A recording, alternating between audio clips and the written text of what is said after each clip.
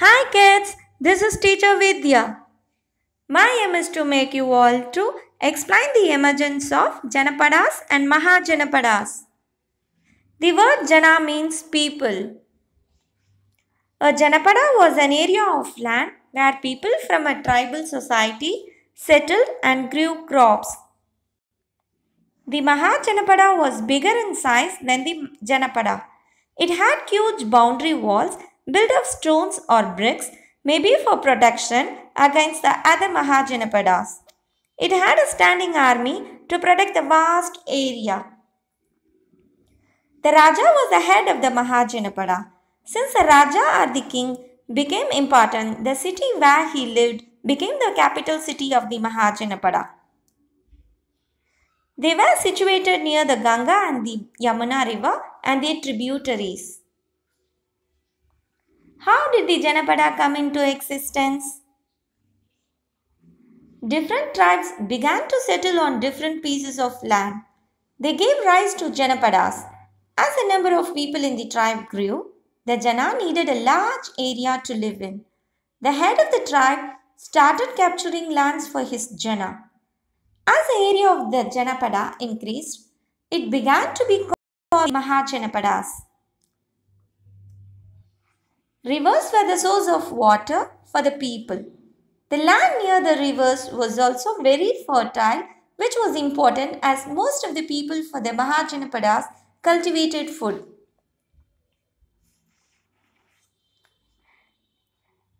Let's learn the economy and society of the Mahajanapada.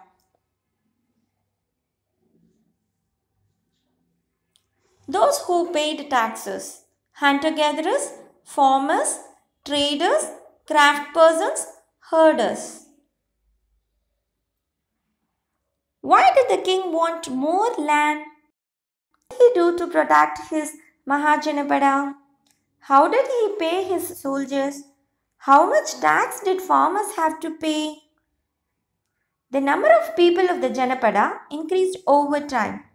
They needed larger areas to live on and grow more food. For protection, the king thought of building huge walls around the boundary of his Mahajanapada and appointing soldiers for the army. He asked farmers to pay 1/6 of the food produced as tax called Baha. Craft people had to pay tax in kind by working one full day for the emperor each month. Herders paid taxes in the form of animals and animal produce. Kamakaras did not have anything to pay as taxes, therefore they worked as laborers for the king. Collecting taxes on a regular basis increased the king's resources and enabled him to pay his soldiers and increase the size of his army, which increased his power among other Mahajanapadas. The king provided the people production and more land for cultivation, thus paying him the taxes was beneficial for people too. The society was divided into four Varnas: the Brahmins, the Kshatriyas, the Vaishyas, and Sudras. There were many Mahajanapadas which were not ruled by any single king, but they had assemblies or group or rajas who were mainly the head of tribes of the Mahajanapada who collectively discussed and ruled the Mahajanapada. These Mahajanapadas, which were ruled by a group of rajas or assemblies, were called Ganasanga. Vaji was under a different form of government known as Gana or Sangha.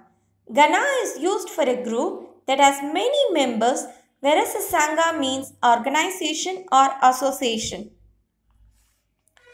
In a Gana or Sangha, thousands of rulers were there, each called a Raja. These Rajas discussed matters together. Let's learn to analyze different sources to study the period of Mahajanapada. The coins tell us that they were used in the Magadha Mahajanapada. We can say that silver was used to make the coins and they were punch marked. The painting illustration of the Ramayana showed us the Ashwamedha Yajna, which was an important ritual sacrifice during the period of the Mahajanapada.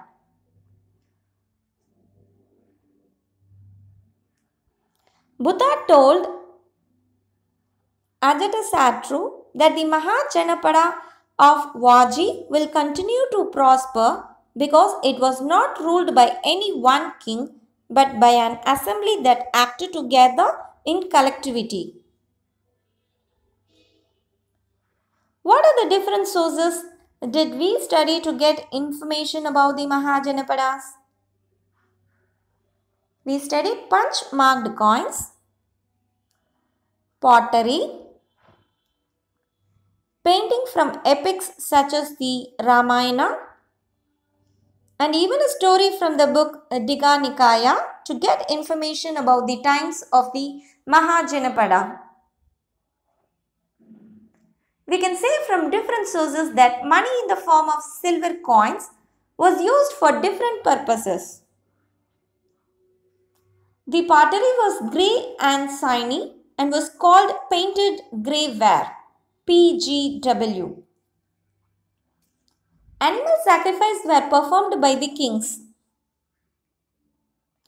Some Mahajanapadas did not have a king but a group of people who met in assemblies to discuss and decide about the community issues. Thank you so much, kids.